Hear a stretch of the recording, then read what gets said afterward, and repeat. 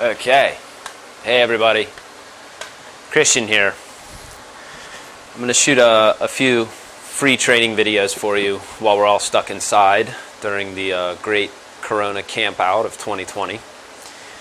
And try to teach you something useful each and every time.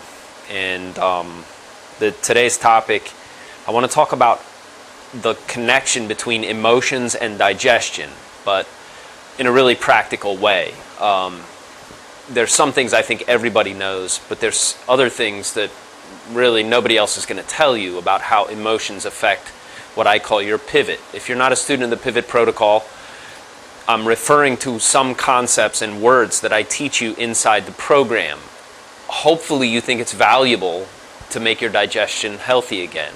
The pivot protocol can teach you how to do that. This will give you a little bit of insight into what the pivot protocol is all about. But I have to make reference to stuff that's inside the program, and if you don't know what that is, then get it and you can learn it. And students of the pivot protocol, you should know what I'm referring to here, and this will deepen your understanding of it.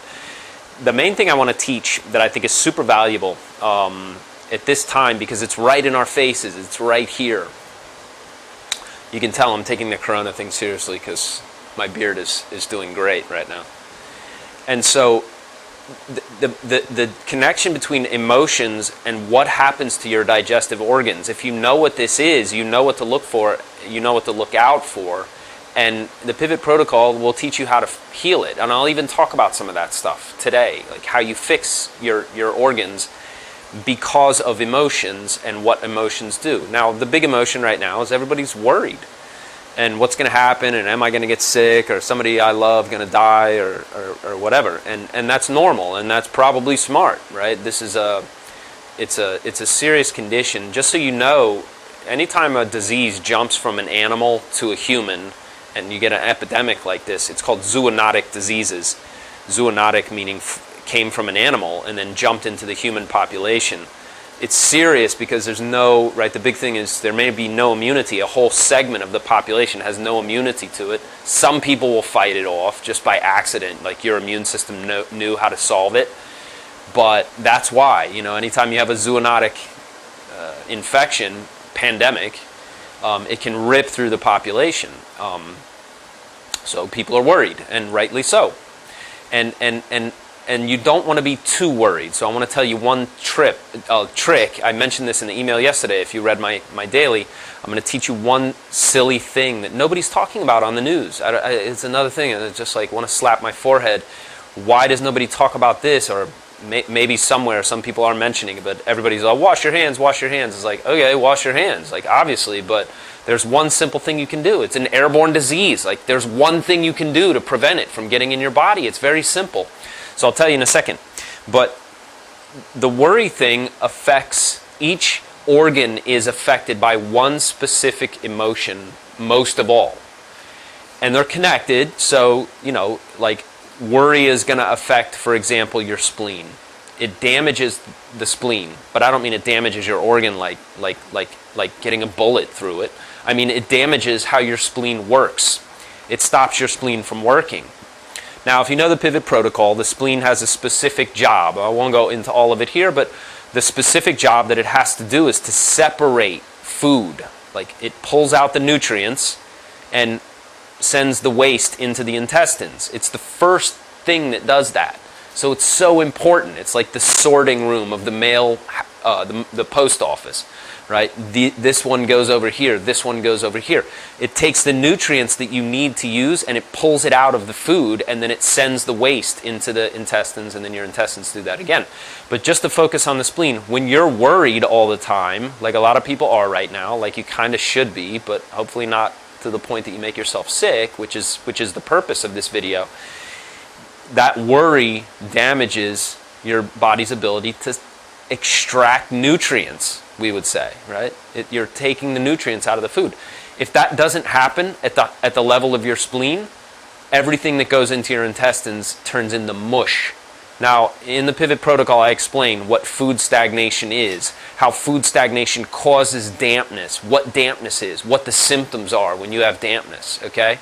So I don't want to do too much of that here because that's all in the program itself. But just understand, when your spleen's not working, it doesn't separate nutrients from waste, and if that doesn't happen at that level, your intestines have no chance, and you end up with food stagnation and dampness.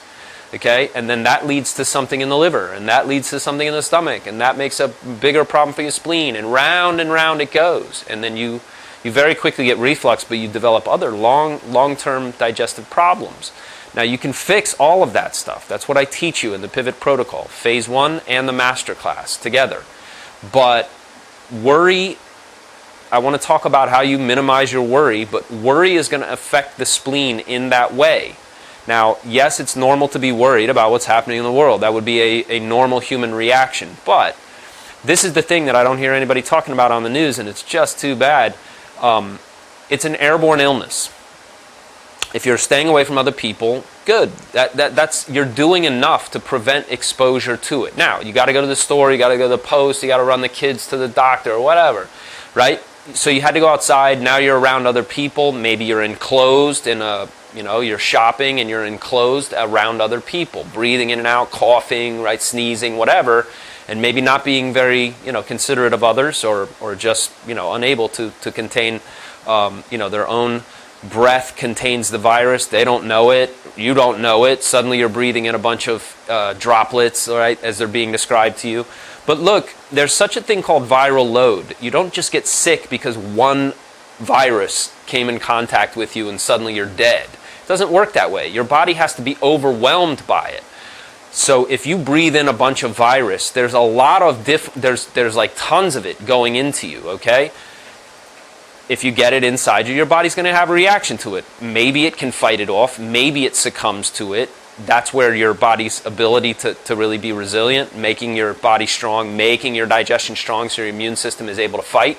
But look, before you get exposed, before the virus penetrates and you come down with an illness, it has to get in there. The number one way these droplets, the virus itself, is going to get in is through your nose. Okay, airborne viruses are spread nasally. They get into you, right? You breathe in and all this air goes in and it's stuck, it's trapped. It gets trapped up there first. And if you just do this, when you come home, you wash.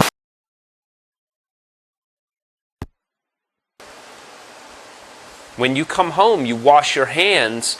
You also wash your face. So wash your hands first, make sure they're clean. Wash your face, then get some good water and snort it up your nose and blow it back out, okay? Let's say you did inhale some of the virus while you were out.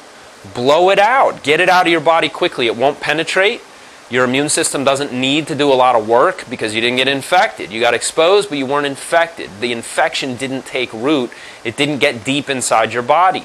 Okay, airborne viruses are like that. It's not being spread by food. It's not being spread by body fluids. Not that you should be reckless about that. But it's being spread, it's purely airborne. Okay, so an easy way to beat airborne diseases, rinse out your nasal passages. Rinse it out, rinse out your throat, blow all that out, do it again, do it a third time.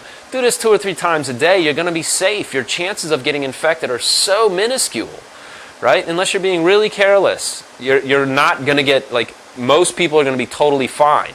So don't worry too much, because the worry is also damaging your digestion, which can make you weak, okay? Which can really screw you up. I mean, obviously you want to be strong right now. You want to be really healthy to get through this. And so take the precaution that I just described, but also, right, make your digestion work well again. If it does, and if you do get sick, you're going to fight it off. I mean, chances are you're going to be fine either way, but obviously you want your body to be strong. If you've been sitting around for 20 years with acid reflux, you have a perfect opportunity to knock that out.